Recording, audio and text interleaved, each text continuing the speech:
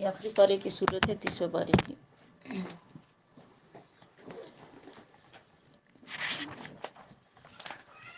اس کو انشاءاللہ آج پڑھتے ہیں۔ دیکھیں انشاءاللہ، اعوذ باللہ من الشیطان الرجیم، بسم اللہ الرحمن الرحیم۔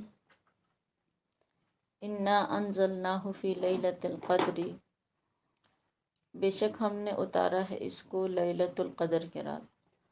وما ادراک ما لیلۃ القدر، اور آپ صلی اللہ علیہ وسلم کو کیا خبر کہ لیلۃ القدر کی رات کیسی ہے۔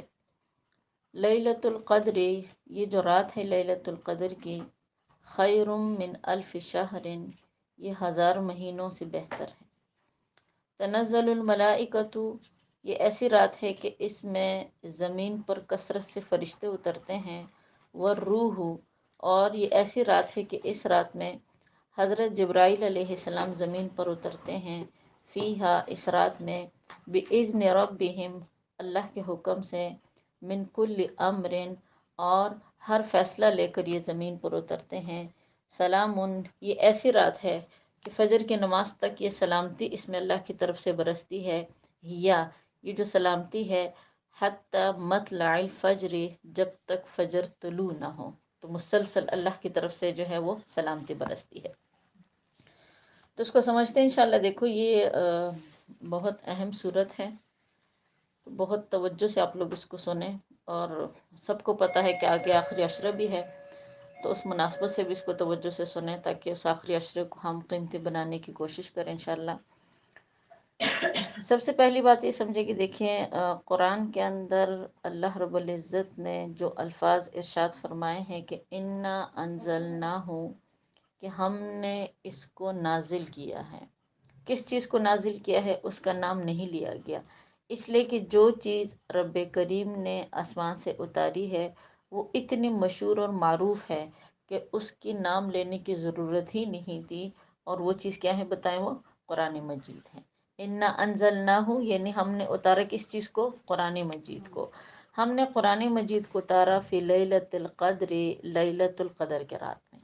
اب سوال یہ پیدا ہوتا ہے کہ قرآن مجید جو ہے وہ آپ صلی اللہ علیہ وسلم پر اس ٹائم سب سے پہلی وہی، اس سے پہلے جو سورت ہے سورہ اقرا، اس میں یہی بات بیان کی گئی ہے کہ اللہ کے پیغمبر صلی اللہ علیہ وسلم پر پہلی وہی جب اتری آسمان سے، تو وہ مہینہ نہ ہی رمضان کا مہینہ تھا، نہ ہی وہ رات لیلۃ القدر کی رات تھی۔ حالانکہ قرآن میں اللہ کا ارشاد ہے کہ ہم نے اس قرآن پاک کو، اس کلام کو لیلۃ القدر کی رات میں اتارا ہے، تو اس کا کیا مطلب ہے؟ تو دیکھیے اس کو سمجھے۔ اس کے بارے میں مفسرین کرام فرماتے ہیں کہ تمام کتابوں میں قرآن مجید واحد ایسی کتاب ہے کہ جس کا نزول 2 مرتبہ ہوا۔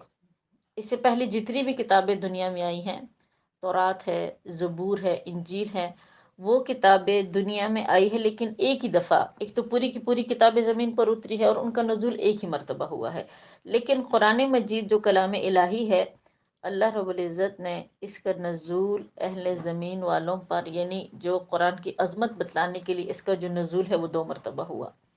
سب سے پہلے قرآن مجید کا جو نزول ہوا ہے وہ بیت العزت پر ہوا ہے، جس کو بیت المعمور بھی کہا جاتا ہے۔ بیت العزت، بیت المعمور وہ جگہ ہے جو فرشتوں کا کعبہ ہے، جہاں پر فرشتے کعبہ کر یعنی طواف کرتے ہیں، اور یہ ہمارے کعبے کے بالکل اوپر آسمانوں پر فرشتوں کا کعبہ ہے، اس کو کہا جاتا ہے بیت العزت اور بیت المعمور۔ اللہ پاک نے قرآن مجید کو لوح محفوظ سے سب سے پہلے جو قرآن اتارا ہے وہ بیت العزت پر پورا کا پورا قرآن مجید اتارا ہے۔ اور جس رات میں بیت العزت پر قرآن مجید اترا ہے تو وہ رات کون سی تھی بتائیں؟ وہ لیلۃ القدر کی رات تھی۔ لیلۃ القدر کی رات اس کا نزول ہوا ہے۔ پھر اس کے بعد آہستہ آہستہ تقریباً 23 سال کے عرصے میں اللہ کے پیغمبر صلی اللہ علیہ وسلم کے قلب مبارک پر قرآن کا نزول ہوا ہے۔ کچھ علماء مفسرین فرماتے ہیں سب سے پہلی وحی جو اللہ کے حبیب صلی اللہ علیہ وسلم پر اتری ہے وہ رات بھی لیلۃ القدر ہی کی رات تھی، وہ مہینہ بھی رمضان ہی کا مہینہ تھا۔ لیکن ظاہری بات ہے اس ٹائم روزے فرض نہیں تھے، تو کسی کو پتہ ہی نہیں تھا اہمیت کا، اور لیلۃ القدر یہ جو رات ہے، یہ رات بھی ایسی تھی کہ کسی کے علم میں یہ رات بھی نہیں تھی کہ بھی ایسی کوئی افضل ترین رات بھی ہوتی ہے. اس لیے کہ دیکھیں، یہ جو رات ہمیں ملی ہے، رب کریم نے ہمیں لیلۃ القدر کی جو رات عطا کی ہے، یہ تو امت محمدیہ صلی اللہ علیہ وسلم کی خصوصیت ہے. اس لیے کہ صحابہ کرام اکثر اللہ کے پیغمبر صلی اللہ علیہ وسلم سے عرض کرتے تھے کہ یا رسول اللہ صلی اللہ علیہ وسلم، ہم سے پہلے جو امتیں گزری ہیں ان کی عمریں اتنی زیادہ ہوا کرتی تھیں. ظاہری بات ہے، 1000 سال ان کی عمر ہے، کسی کے 500 سال، کسی کو 600 سال. ہماری جو امت محمدیہ ہیں ان کو تو 100 سال عمر بھی نصیب نہیں ہے. اکا دکا کوئی لوگ ہوں گے جن کی 100 سال تک عمر پہنچتی ہے، لیکن زیادہ تر لوگ جو ہے آپ کو پتہ ہے 50 تک بڑے مشکل سے لوگ پہنچتے ہیں، 60 تک بڑے مشکل سے لوگ پہنچتے ہیں. زیادہ سے زیادہ حد جو ہوتی ہے وہ 70 سال 80 سال، اس میں بھی بندہ بالکل بیکار ہو جاتا ہے. تو اس لیے اکثر صحابہ کرام نے اللہ کے پیغمبر صلی اللہ علیہ وسلم سے التجا کی کہ یا رسول اللہ صلی اللہ علیہ وسلم، پہلے امتوں کی عمریں بھی بہت زیادہ تھی. جب عمریں زیادہ تھی تو ظاہری بات ہے ان کے پاس اعمال بھی بہت زیادہ تھے، اچھے اعمال کرنے کا ان کے پاس موقع بھی تھا. اے پیغمبر خدا صلی اللہ علیہ وسلم، آپ کی امت کی تو عمریں بھی کم ہیں. جب عمریں کم ہیں تو ظاہری بات ہے ہمارے اعمال بھی کم ہوں گے. جب ہمارے اعمال کم ہوں گے تو قیامت کے دن جب اللہ رب العزت ہمارے اعمال کا وزن کریں گے تو پھر ظاہری بات ہے اعمال کم ہوں گے تو وزن بھی کم ہوگا. تو اس موقع پر اللہ پاک نے اللہ کے پیغمبر صلی اللہ علیہ وسلم پر یہ صورت نازل کی اور بتلا دیا کہ ہم نے آپ کو ایک ایسی رات عطا کی ہے، اگر اس رات میں تم صرف 5 سیکنڈ کی بھی عبادت کر لو، بے شک تم 10 منٹ کی بھی عبادت کر لو، ایک لمحے کی بھی تم عبادت کر لو، تو اللہ تمہارے اس عبادت کو ہزاروں مہینوں میں تبدیل کر دیں گے. یعنی 1000 مہینوں کا ثواب تمہیں ملے گا. تو بہرحال یہ جو رات ہے یہ بہت اہم رات ہے. اللہ سے دعا گو رہے کہ اللہ پاک کی رات ہم سب کو نصیب کرے. دوسری بات یہاں پر سمجھے کہ دیکھیں قرآن کے الفاظ ہے کہ انا انزلناہ فی لیلۃ القدر، ہم نے قرآن مجید کو اتارا ہے قدر کی رات میں. لیلۃ القدر قاف کے ساکن کے ساتھ بھی لفظ پڑھا جاتا ہے، لیلۃ القدر یعنی دال کے فتح کے ساتھ بھی اس کو پڑھا جاتا ہے. اب اس کے 3 معنی علماء مفسرین نے بیان کیے ہیں.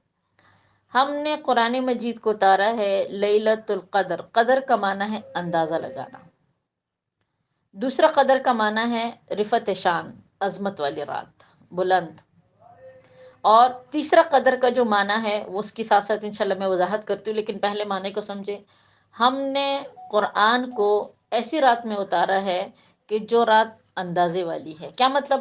اندازے والی رات یہ ہے کہ ہم نے شریعت کے ہر حکم کو، قرآن کے ہر حکم کو ایک خاص اندازے کے موافق اتارا ہے. ہر انسان کو ہم نے جو عمر دی ہے وہ ایک خاص مطلب اندازے کے موافق دی ہے.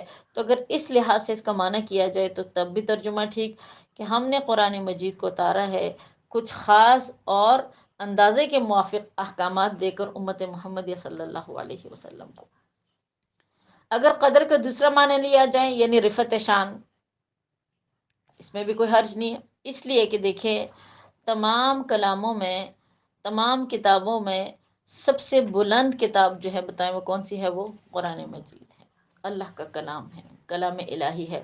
تو ترجمہ اس طرح ہوگا کہ ہم نے اس قرآن کو اتارا ہے فی لیلۃ القدر، ایک ایسی رات میں کہ وہ رات جو ہے وہ رفعت ذیشان والی رات ہے اللہ کے نزدیک. اب دیکھیں قرآن کو ہر لحاظ سے اہمیت حاصل ہے. نمبر 1، اللہ پاک کا کلام ہے یعنی کلام الہی ہے. دوسری بات، اللہ کی ذات خود بھی رفعت شان والی ہے. جس فرشتے کو دیکھ کر قرآن پاک اتارا گیا وہ فرشتہ تمام فرشتوں میں افضل ترین فرشتہ ہے یعنی جبرائیل علیہ السلام. حضرت جبرائیل تمام فرشتوں میں وہ مقام رکھتے ہیں جیسے زمین میں اللہ کے پیغمبر صلی اللہ علیہ وسلم کا مقام ہے.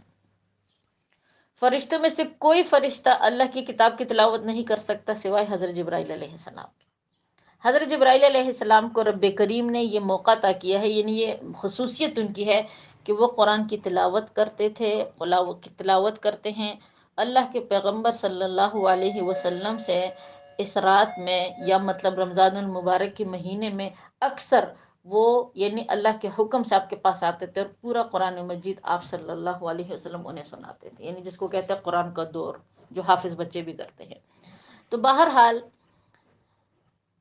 جس رب نے اس قرآن کو اتارا ہے وہ رب بھی ذی قدر جس فرشتے کے ذریعے یہ قرآن اتارا گیا ہے، وہ فرشتہ تمام فرشتوں میں بتائیں کیا ہے، وہ ذی قدر ذی رفت والا فرشتہ ہے۔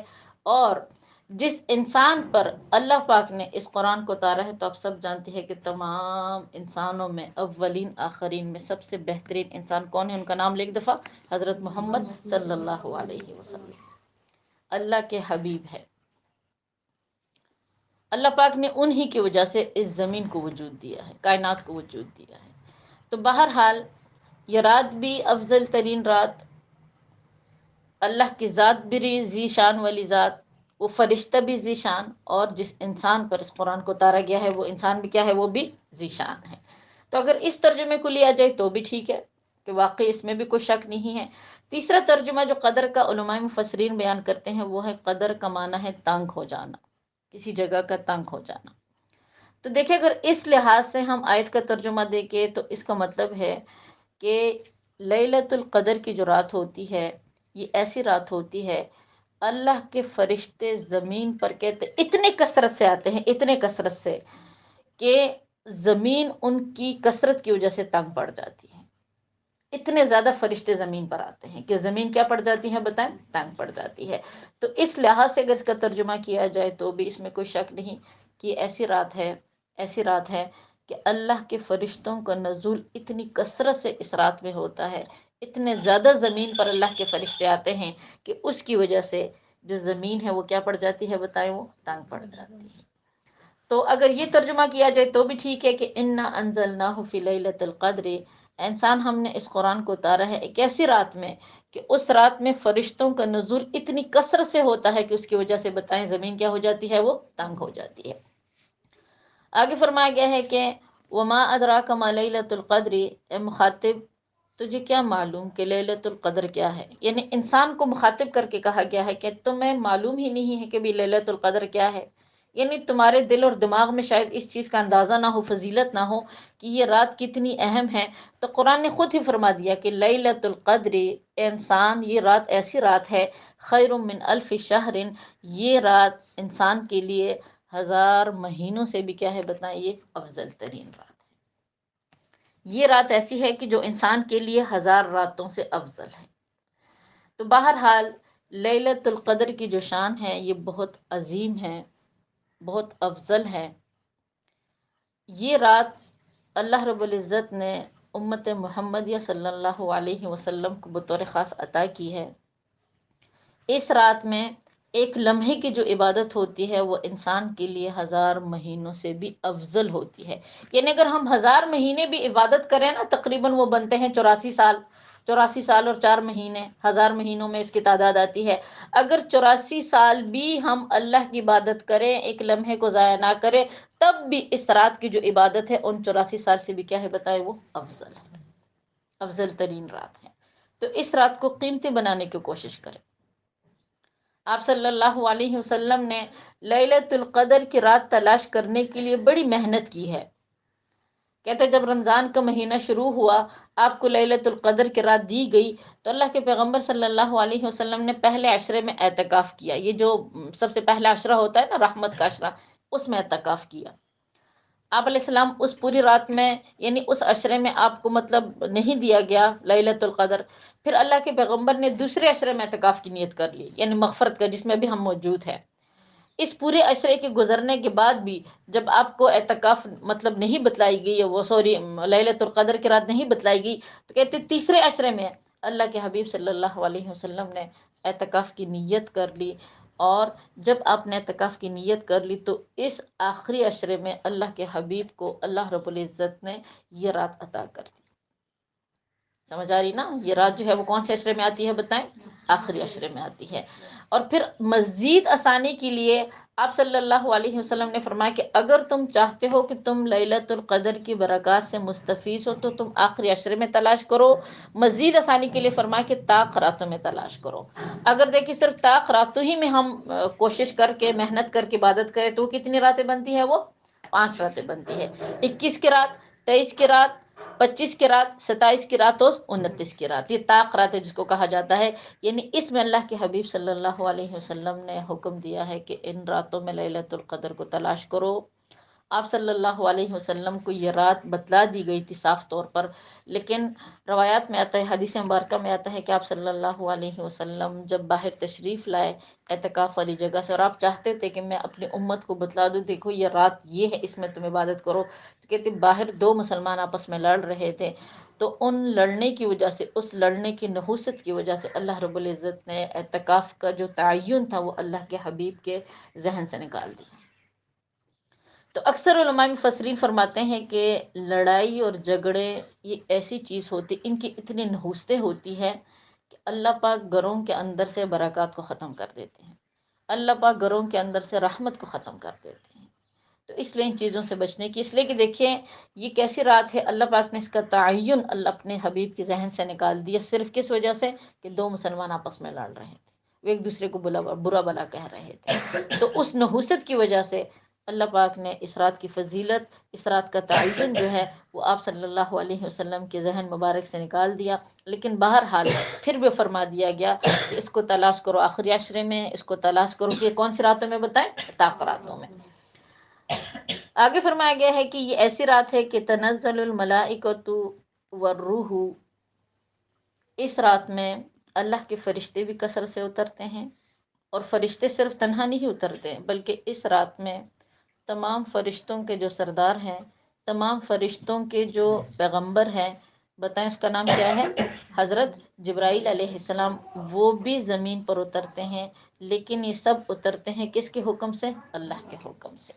تو اس کو دوسرے انداز سے سمجھے، دیکھیں دوسرے انداز سے اس صورت کو سمجھنے کا طریقہ کار یہ ہے، علماء مفسرین فرماتے ہیں کہ اللہ رب العزت نے حضرت موسیٰ علیہ السلام کو ایک خاص فضیلت عطا کی تھی۔ موسیٰ علیہ السلام اللہ کے نبیوں میں اللہ کے لاڈلے پیغمبر تھے، بہت زیادہ اللہ پاک ان سے پیار کرتے تھے، اور ان کی امت کو بھی لاڈلا قرار دیا گیا ہے۔ تو روایات میں ان کے بارے میں آتا ہے کہ جب رب کریم نے موسیٰ علیہ السلام کو حکم دیا کہ اے موسیٰ مجھ سے ملاقات کرنے کے لیے کوہ طور پر آؤ، موسیٰ علیہ السلام بتلا دیا گیا ان کو کہ تم کوہ طور پر تقریباً 30 راتیں گزارو گے، 30 دن گزارو گے۔ تو موسیٰ علیہ السلام نے اپنے قوم کو کہا کہ میں جا رہا ہوں کوہ طور پر اللہ سے ملنے کے لیے، اللہ سے ملاقات بات چیت کرنے کے لیے، ہم کلام ہونے کے لیے، اور میں بتاؤ کتنے دنوں کے لیے جا رہا ہوں، میں 30 دنوں کے لیے جا رہا ہوں۔ موسیٰ علیہ السلام جب کوہ طور پر تشریف لے کر گئے تو کہتے 30 دن انہوں نے گزارے، لیکن یہ 30 دن جو انہوں نے گزارے یہ روزے ہی کی حالت میں انہوں نے گزارے، کسی دن انہوں نے روزہ چھوڑا نہیں، پورے 30 کے 30 دن انہوں نے بتائیں کیا کیا، روزہ کیا، روزے میں رکھے، روزے کی حالت میں تھے۔ جب 30 دن پورے ہو گئے تو اللہ رب العزت نے حکم دیا موسیٰ کو کہ اے موسیٰ مزید 10 دن اور رکو، مزید 10 دن تم کیا کرو اور رکو۔ تو کہتے مزید 10 دن حضرت موسیٰ علیہ السلام کوہ طور پر رکے، تو وہ 10 دن جو تھے وہ اعتکاف کی حالت میں بیٹھ گئے۔ 10 دن کتنے دن بیٹھ گئے اعتکاف کی حالت میں، سمجھ آ رہی ہے نا؟ اور اسی طرح پھر جب 40 دن پورے ہو گئے اور موسیٰ علیہ السلام نے اتنی اللہ کی عبادت کی، ہر وقت اللہ کی عبادت میں مشغول رہے، ظاہر بات ہے اعتکاف کی حالت میں بھی تھے، روزے کی حالت میں بھی تھے، تو موسیٰ علیہ السلام نے اللہ سے درخواست کی کہ یا اللہ اپنا دیدار مجھے کروا دیجیے، میں آپ کو دیکھنا چاہتا ہوں، اللہ مجھے اپنا آپ دکھا دیجیے۔ اللہ پاک نے کیا حکم دیا کہ اے میرے موسیٰ تم مجھے دیکھ نہیں سکتے، اس لیے کہ دنیا میں کوئی آنکھ آج تک ایسی نہیں بنی جو مجھے دیکھ سکے، میری ذات کو دیکھ سکے، تم مجھے دیکھ نہیں سکو گے۔ لیکن موسیٰ علیہ السلام اللہ کے لاڈلے تھے، اللہ کے پیغمبر تھے، اللہ نے پھر بھی ان کی دل جوئی کے لیے فرمایا کہ موسیٰ میں اپنی معمولی سی تجلی اس پہاڑ پر ڈالوں گا، تم اس کی طرف دیکھو، ان استقر مکانہ، اگر یہ پہاڑ اپنی جگہ پر قائم رہا تو ٹھیک ہے، فسوف ترانی، تم مجھے دیکھ سکو گے۔ اگر یہ میری تجلی اس پہاڑ نے برداشت کر لی جو اتنا مضبوط پہاڑ ہے تو ٹھیک ہے، تم مجھے دیکھ سکتے ہو، لیکن اگر اس پہاڑ نے میری تجلی برداشت نہیں کی تو اس کا مطلب ہے کہ تم بھی کیا کر سکتے ہو، میرا دیدار نہیں کر سکتے۔ تو ایسا ہی ہوا، جب اللہ رب العزت نے دیکھے اپنی جلال والی تجلی اس پہاڑ پر ڈالی، بات کو سمجھنے کی کوشش کیجیے اور میں بتاتی ہوں اس کا ربط بھی، جب یعنی وہ جلال والی تجلی اللہ رب العزت نے اس پہاڑ پر ڈالی تو قرآن کی آیت میں یہ بات آتی ہے کہ وہ جو پہاڑ ہے فَجَعَلَهُ دَكًّا دَكًّا، وہ جو پہاڑ ہے وہ کیا ہو گیا؟ وہ ریزہ ریزہ ہو گیا، یعنی وہ ٹکڑے ٹکڑے ہو گیا، اس میں سے کوئی حصہ بھی باقی نہیں رہا۔ تو اس سے معلوم ہوا کہ جب پہاڑ ٹکڑے ٹکڑے ہو گیا تو کوئی انسان اللہ کی ذات کا کیا کر سکتا ہے؟ وہ دیدار نہیں کر سکتا۔ اب اسی چیز کو سمجھے، علماء کرام فرماتے ہیں کہ موسیٰ علیہ السلام جب کوہ طور پر گئے تھے، انہوں نے 30 دن کے روزے رکھے تھے، اللہ پاک نے اس کا نعم البدل بھی امت محمدیہ کو عطا کیا ہے رمضان کی شکل میں۔ یعنی جب ہم رمضان المبارک کے 30 روزے رکھتے ہیں تو گویا ہماری مثال موسیٰ علیہ السلام کی طرح ہے، جیسے موسیٰ علیہ السلام گئے تھے، بتاؤ کس کے پاس؟ اللہ کے پاس گئے تھے، کوہ طور پر انہوں نے یعنی اللہ کے حضور روزے رکھے تھے۔ مزید رب کریم نے انہیں حکم دیا کہ کتنے دن رہ جاؤ؟ 10 دن۔ 10 دن رہو۔ ان 10 دنوں میں حضرت موسیٰ علیہ السلام نے اللہ کی مزید عبادت کی، اعتکاف میں بیٹھے۔ تو علماء مفسرین فرماتے ہیں وہ جو 10 دن ہیں، 10 دن موسیٰ علیہ السلام مزید وہاں پر بیٹھے رہے، اللہ رب العزت نے اس 10 دنوں کے بدلے میں امت محمدیہ صلی اللہ علیہ وسلم کو آخری عشرہ کا اعتکاف عطا کر دیا کہ اگر امت محمدیہ میں کوئی بھی شخص آخری 10 دنوں کا اعتکاف کرتا ہے، جس کو سنت اعتکاف کہا جاتا ہے، تو اس کو وہی ثواب ملے گا جو ثواب ملا تھا، بتاؤ کس کو؟ حضرت موسیٰ علیہ السلام کو، جب اللہ نے ان کو مزید 10 دن رکنے کا حکم دیا تھا۔ اگلی بات آئی کہ جب ظاہری بات ہے 40 دنوں کے بعد وہ اللہ سے ہم کلام ہوئے، اللہ پاک نے ان کو تورات عطا کی، تو موسیٰ علیہ السلام جب اللہ سے ہم کلام ہوئے تو اللہ نے امت محمدیہ کو کیا چیز عطا کی؟ تو اس کے بارے میں اکابرین فرماتے ہیں موسیٰ علیہ السلام ڈائریکٹ جو اللہ سے ہم کلام ہوئے، اس کے بدلے میں اللہ رب العزت نے امت محمدیہ صلی اللہ علیہ وسلم کو قرآن جیسی نعمت عطا کی۔ حدیث پاک میں آتا ہے کہ آپ صلی اللہ علیہ وسلم نے فرمایا جب تم قرآن کی تلاوت کرتے ہو تو گویا ڈائریکٹ تم اللہ کی ذات سے کیا ہوتے ہو؟ ہم کلام ہوتے ہو، اللہ سے باتیں کر رہے ہوتے ہو۔ تو اس لیے بڑی محبت کے ساتھ اس کو پڑھنے کی کوشش کیجیے۔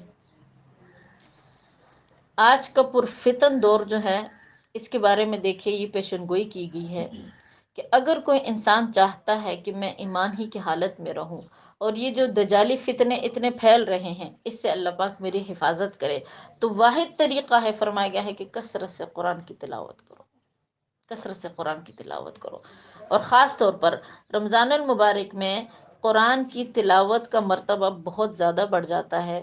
یعنی اگر دیکھیں پچھلے رمضان میں آپ 1 پارہ روز پڑھتی تھی تو آپ کوشش کریں اس دفعہ 2 پارے پڑھیں۔ اگر آپ 2 پارے پڑھتی تھی تو آپ کوشش کریں 3 پڑھیں۔ اگر آپ 5 پڑھتی تھی تو آپ کوشش کریں تعداد کو بڑھائیں۔ اس لیے کہ دیکھیں میری بہنوں، جتنے فتنے دنیا میں آ چکے ہیں، دجالی فتنے آ چکے ہیں اور قیامت بہت قریب ہماری آ چکی ہے، ان فتنوں سے بچنے کا واحد ذریعہ جو ہے وہ کیا چیز ہے؟ وہ قرآن کی تلاوت ہے۔ قرآن مجید میں خود رب کریم ارشاد فرماتے ہیں وَاعْتَصِمُوا بِحَبْلِ اللَّهِ جَمِيعًا، اگر تم چاہتے ہو کہ تم فتنوں سے بچو، تم آزمائشوں سے بچو، تم ان دجالی چیزوں سے بچو، تمہاری ایمان کی حفاظت ہو، تو اس قرآن کو مضبوطی سے کیا کر لو؟ تم تھام لو، اس قرآن کو مضبوطی سے پکڑو۔ تو عام دنوں میں تو شاید اتنی تلاوت کا وہ موقع نہیں ملتا، لیکن رمضان المبارک کے مہینے میں کیا کرو؟ اس کی زیادہ سے زیادہ تلاوت کرنے کی کوشش کرو، اور کوشش کرو کہ اپنی تلاوت جو ہے وہ اس رمضان المبارک کے مہینے میں کیا کر دو؟ تم لوگ بڑھا دو۔ بہرحال بات ہو رہی تھی موسیٰ علیہ السلام کی۔ موسیٰ علیہ السلام سے اللہ ڈائریکٹ ہم کلام ہوئے، تو اس کے مقابلے میں بتائیں رب کریم نے ہمیں کیا چیز عطا کی ہے؟ قرآن عطا کیا ہے۔ بہت عظیم الشان چیز ہے، یہ کلام ہے اللہ کا۔ اسی طرح جب ہم قرآن کی تلاوت کرتے ہیں تو مثال ہماری ایسی ہے جیسے کہ ہم اللہ سے باتیں کر رہے ہوتے ہیں، تو محبت کے ساتھ اس کو پڑھنے کی کوشش کیجیے، کوشش کریں اس کو سمجھ کے پڑھے، تو بہت افضل ترین عمل ہے۔ اسی طرح آخر میں حضرت موسیٰ علیہ السلام نے اللہ سے التجا کی کہ یا اللہ اپنا دیدار کروا دیجیے، مجھ پر کیا کیجیے؟ اپنا دیدار کروا دیجیے۔ تو موسیٰ علیہ السلام اللہ کا دیدار تو نہیں کر سکے، لیکن اکابرین فرماتے ہیں، علماء مفسرین فرماتے ہیں کہ جو دیدار، جو تجلی حضرت موسیٰ علیہ السلام نے اللہ سے مانگی تھی، اللہ نے وہ تجلی پہاڑ پر ڈالی، اور اس کی وجہ سے کوہ طور بتائے کیا ہو گیا؟ وہ ریزہ ریزہ ہو گیا۔ وہی تجلیات لیلۃ القدر کی رات میں اہل زمین والوں پر پڑتی ہے، لیکن یہ ایسی تجلی ہوتی ہے جو جلال کی تجلی نہیں ہوتی، یعنی یہ سلام کی تجلی ہوتی، اس لیے کہ آگے دیکھے فرمایا گیا ہے کہ سلام ہی حتی مطلع الفجر، اس پوری رات میں اللہ کی ایک خاص توجہ ہوتی ہے اہل زمین والوں کی طرف، اللہ کی تجلیات پڑتی ہے اہل زمین والوں پر، لیکن یہ تجلی ایسی ہوتی ہے کہ جو کسی کو نقصان نہیں دیتی، کسی کو مطلب نہ تو زمین کی کسی چیزوں کو نقصان دیتی ہے نہ انسان کو، بلکہ یہ سلامتی والی تجلی ہوتی ہے۔ اگر کوئی انسان ایسا ہے کہ جو ان تجلیات سے مستفیض ہونا چاہے تو وہ ان تجلیات سے کیا ہو سکتا ہے، وہ مستفیض ہو سکتا ہے۔ تو سبحان اللہ، اللہ رب العزت نے جو رات ہمیں عطا کی، دیکھیے اس میں ہماری نسبت پیغمبروں سے ہے، حضرت موسیٰ علیہ السلام سے ہیں، پیغمبروں سے ہیں، تو اس رات کو ضائع ہونے سے یعنی فرمایا گیا ہے کہ جو انسان اس رات کو ضائع کرتا ہے تو گویا وہ اپنی پوری زندگی ضائع کرتا ہے، محروم ہو جاتا ہے۔ اللہ کے پیغمبر صلی اللہ علیہ وسلم کے ذہن سے اگر اس رات کا تعین نکالا گیا ہے نا، تو اس میں بھی کچھ حکمتیں ہیں۔ ایک حکمت تو اس میں یہ بھی تھی کہ اگر اس رات کا دیکھے تعین ہوتا تو چلے کچھ لوگ تو عبادت کرتے، لیکن ہو سکتا ہے بہت سارے لوگ عبادت نہ بھی کرتے جان بوجھ کر، ان کو پتہ بھی ہوتا کہ یہ رات ایسی ہے، لیکن غفلت کی وجہ سے وہ کیا کرتے، وہ اس رات میں عبادت نہ کرتے، اللہ کی ناراضگی بڑی سخت ہونی تھی، ان کی پکڑ بڑی سخت ہونی تھی۔ تو اس وجہ سے اللہ نے اس کا تعین انسانوں کے بیچ سے ہٹا دیا۔ اور دوسری بات ہے، اگر ہمیں معلوم ہوتا کہ یہی رات ہے تو شاید اس ایک ہی رات ہم پوری رات جاگ کر عبادت کرتے، باقی راتوں میں ہم کرتے ہی نہ۔ تو اس لیے اللہ پاک نے آپ صلی اللہ علیہ وسلم کے ذہن سے یعنی یہ جو رات ہے یہ نکال دی، یعنی اس کا تعین آپ صلی اللہ علیہ وسلم کے ذہن سے نکال دیا گیا، تاکہ امت کے لیے زیادہ سے زیادہ امت محمدیہ کو ٹائم ملے اللہ کی عبادت کرنے کا۔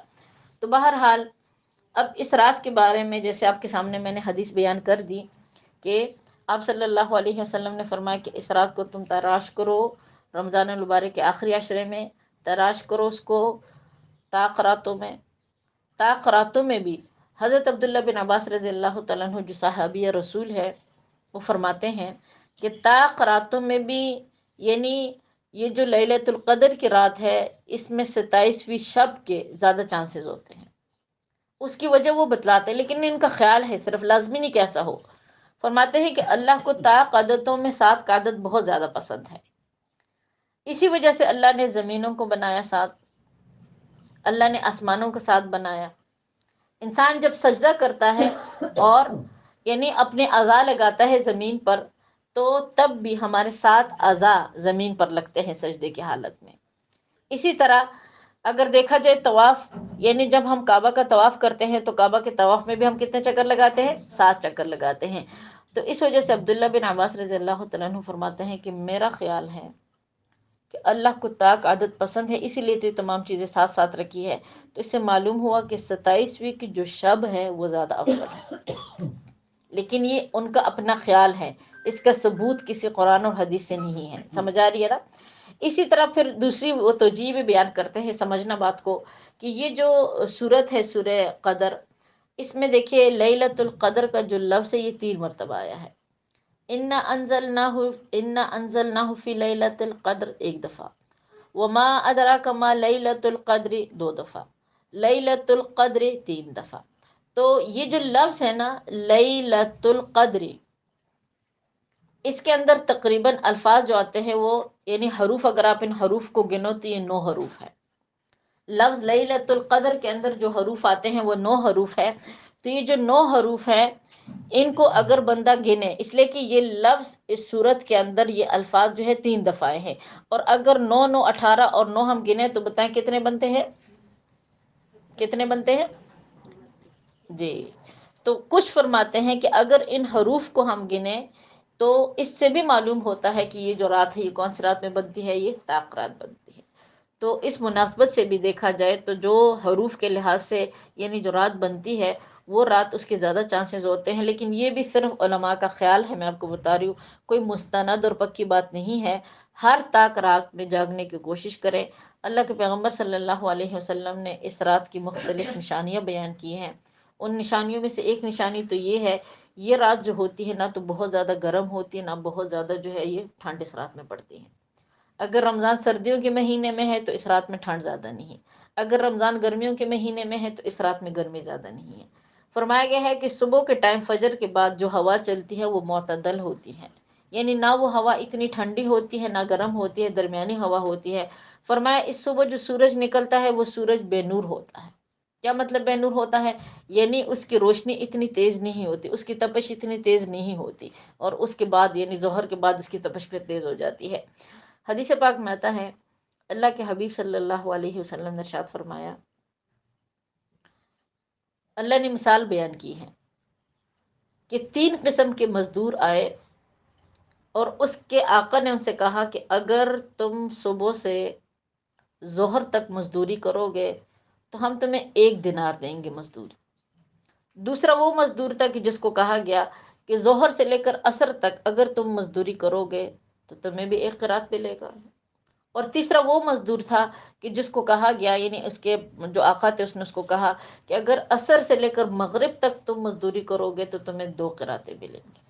تو کہتے ان تینوں مزدوروں نے اپنا کام کیا، اور ان کو اسی طرح مطلب جنہوں نے صبح، جس مزدور نے صبح سے ظہر تک مزدوری کی اس کو بھی 1 قرات ملا، یعنی 1 درہم، اور جس نے ظہر سے عصر تک مزدوری کی اس کو بھی بتایا کتنے قرات ملے، 1۔ لیکن جس نے عصر سے مغرب تک مزدوری کی اس کو کتنے قرات ملے، اس کو 2 قرات ملے۔ تو کہتے ہیں ان مزدوروں نے اپنے آقا سے شکایت کی کہ دیکھو ہماری مزدوری زیادہ تھی لیکن ہمیں اس کا بدلہ بہت کم ملا، لیکن اس کے مقابلے میں جو تیسرا مزدور تھا کہ عصر سے مغرب کا ٹائم آپ کو پتہ ہے اتنا زیادہ نہیں ہوتا، گھنٹے کا ٹائم ہوتا ہے یا زیادہ سے زیادہ 2 گھنٹے کا ٹائم ہوگا، اس سے زیادہ نہیں ہے، اس نے جو مزدوری کی ہے اس نے بہت کم وقت مزدوری کی ہے، لیکن اس کو جو مزدوری ملی ہے بتائیں وہ کیا ملی ہے، وہ زیادہ ملی ہے۔ آپ صلی اللہ علیہ وسلم نے فرمایا میری امت کی مثال بھی اس تیسرے مزدور کی طرح ہے کہ جو عصر سے لے کر مغرب تک کیا کرتا ہے، مزدوری کرتا ہے، اور اس کو بدلے میں اجر کیا ملتا ہے، وہ زیادہ ملتا ہے۔ تو بہرحال اس حدیث میں آپ صلی اللہ علیہ وسلم نے امت محمدیہ کی عمروں کی طرف اشارہ کر دیا کہ میری امت کی عمریں اتنی ہی ہے جتنا ٹائم ظہر سے عصر سے مغرب تک ہے۔ عصر سے مغرب تک ٹائم جو ہے وہ میں بتا رہی ہوں کہ 2 گھنٹے زیادہ سے زیادہ گرمیوں میں، ورنہ سردیوں میں آپ کو پتہ ہے کہ گھنٹہ بھی ٹائم نہیں ہوتا، گھنٹہ 1.5 گھنٹہ۔ تو فرمایا کہ ان کی عمریں بہت کم ہیں، ان کی عمریں زیادہ نہیں ہیں، ہاں لیکن اللہ پاک نے جو دین اور جو شریعت مجھے عطا کیا ہے، اگر اس کو صحیح طریقے سے یہ لوگ اس پر عمل کریں تو ان کو ان کا اجر کیا ملے گا، یہ دوہرا ملے گا۔ لیکن ہم سے پہلے جو امتیں گزری ہے ان کی عمریں زیادہ تھی، اس لیے کہ فجر سے لے کر ظہر تک کافی ٹائم ہے، ان کی عمریں زیادہ تھی، ظہر سے لے کر عصر تک بھی کافی ٹائم ہوتا ہے، تو ان کی عمریں تو زیادہ تھی، لیکن عمروں کے زیادہ ہونے کے ساتھ ان کے اعمال پر ان کے لیے کیا تھا، اجر بھی کم تھا۔ تو اللہ پاک ہمیں توفیق عطا کرے قرآن پر عمل کرنے کی، حدیث پر عمل کرنے کی۔ آخر میں 3 اعمال بتا دیتی ہوں، آخری عشرے میں اس کو کرنے کی کوشش کیجیے۔ وہ 3 اعمال ایسے ہیں کہ اس کے بارے میں مفسرین کرام یعنی جو اکابرین ہیں، ہمارے جو علماء ہیں، انہوں نے متفقہ طور پر یعنی حکم دیا ہے کہ اگر کوئی شخص ان 3 اعمال کا ورد کرے تو اللہ کے ذات سے امید ہے کہ وہ انسان اللہ اس کو بخش دے گا۔ دیکھیے رمضان کا زیادہ تر حصہ تو گزر ہی چکا ہے، اب رمضان کا کچھ ہی ٹائم رہ گیا ہے۔ آپ کو پتہ ہے ہمارے پاس ٹوٹل بس 10-11 دن ہی رہ گئے، اس سے زیادہ ٹائم تو ہمارے پاس نہیں رہا۔ تو یہ 3 اعمال میں آپ کو بتلاتی ہوں، اس پر عمل کرنے کی کوشش کیجیے، اللہ پاک مجھے بھی عمل کرنے کی توفیق عطا کریں۔ سب سے پہلا عمل جس کا ذکر میں نے ضمناً کر بھی دیا ہے، وہ عمل کیا تھا، وہ قرآن کی تلاوت، کثرت سے قرآن کی تلاوت کیجیے۔ کوشش کرے آپ کو دن رات کسی بھی ٹائم میں موقع ملتا ہے تب قرآن کی تلاوت کثرت سے کریں، اس لیے کہ رمضان المبارک کے مہینے میں افضل ترین ذکر جو ہے نا وہ قرآن کی تلاوت ہے، اس سے افضل اور کوئی کام نہیں۔ قرآن کی تلاوت کثرت سے کریں، کوشش کرے روز 1 پارہ پڑھے، نہیں پڑھ سکتی 2 پڑھے، 3 پڑھے، 4 پڑھے، جتنا آپ سے ہو سکتا ہے آپ یعنی ایک ایک لمحے کو قیمتی بنا کر کوشش کریں کہ آپ جو ہے وہ قرآن کی تلاوت کریں۔ نمبر 2، دوسرا عمل جو علماء فرماتے ہیں وہ ہے افضل الذکر لا الہ الا اللہ، کثرت سے اللہ کا ذکر کرے، اور وہ ذکر کیا ہے بتائیں، وہ لا الہ الا اللہ، اس کو پڑھیں، زیادہ سے زیادہ لا الہ الا اللہ کی تسبیح کریں۔ اور میں نے یہ عمل اس دن بھی ایک کلاس میں بتایا تھا، آج پھر اس کو دہرا لیتی ہوں کہ اگر کسی انسان پر اللہ پاک نے جہنم واجب کیا بھی ہوتا ہے تو اس ذکر کی فضیلت کی وجہ سے اللہ پاک اس کو جہنم کی آگ سے نکال دیتے ہیں، اور اس کی تعداد اکابرین نے کسی حدیث سے اس کا ثبوت نہیں ہے، اس لیے کہ پچھلی کلاس میں اکثر لوگوں نے مجھے میسج کیے کہ بھئی اس کا ثبوت کون سے حدیث سے ہے. حدیث سے نہیں ہے، صرف ہمارے بزرگوں کے اعمال ہیں، ان کے یہ نہیں مطلب مشائخ کے اعمال ہیں، ان کے تجربات ہیں، وہ آپ کو بتلا رہی ہوں کہ اس کا کم سے کم اگر آپ کرنا چاہتی ہے تو وہ 70,000 دفعہ ہے. کوشش کرے، اگر ابھی تک آپ سے نہیں ہوا یہ عمل، آخری عشرہ ہے، اس میں کوشش کرے کہ آپ اس ذکر کو مکمل کریں اس نیت سے کہ اللہ ہمیں جہنم کے آگ سے خلاصی عطا فرما دے، اس لیے کہ جو آخری عشرہ ہے یہ جہنم سے آگ سے خلاصی کا ہے. اور تیسرا عمل جس کے بارے میں کابرین فرماتے ہیں وہ ہے کثرت سے درود، کثرت سے اللہ کے پیغمبر صلی اللہ علیہ وسلم پر درود بھیجا کریں. یقین جانیے درود ایک ایسا عمل ہے جو انسان کے دل کو سکون عطا کرتا ہے. کئی صحابہ کرام نے اللہ کے پیغمبر سے پوچھا کہ یا رسول اللہ صلی اللہ علیہ وسلم ہم کتنا ٹائم آپ پر درود بھیجا کریں؟ تو آپ علیہ السلام نے فرمایا کہ جتنی کثرت سے درود پڑھ سکتے ہو پڑھا کرو. بلکہ کچھ صحابہ کرام تو ایسے تھے کہ انہوں نے اپنے تمام وظائف چھوڑ دیے تھے اور وہ صرف اور صرف کیا پڑھتے تھے؟ وہ درود شریف پڑھتے تھے. آپ صلی اللہ علیہ وسلم نے فرمایا اگر تم کثرت سے مجھ پر درود پڑھو گے یا اپنا زیادہ تر ٹائم درود شریف میں گزارو گے تو اس کا دیکھیے اللہ کے حبیب فرما رہے اللہ تمہارے تمام فکروں کے لیے کافی ہو جائیں گے، اللہ تمہارے دلوں کو سکون عطا کر دیں گے، اللہ تمہاری تمام پریشانیوں کو دور کر دیں گے. تو درود کا عمل ایسا ہے، اللہ پاک اس کی کثرت ہمیں نصیب کرے. ایک ایسا عمل ہے درود کہ انسان کے دل کو اسی کے ذریعے سے سکون ملتا ہے، اسی کے ذریعے سے انسان کی فکر ختم ہوتی ہے، اور اسی کے ذریعے سے اللہ پاک انسان کی پریشانیوں کو کیا کرتے ہیں بتائیں؟ دور کرتے ہیں.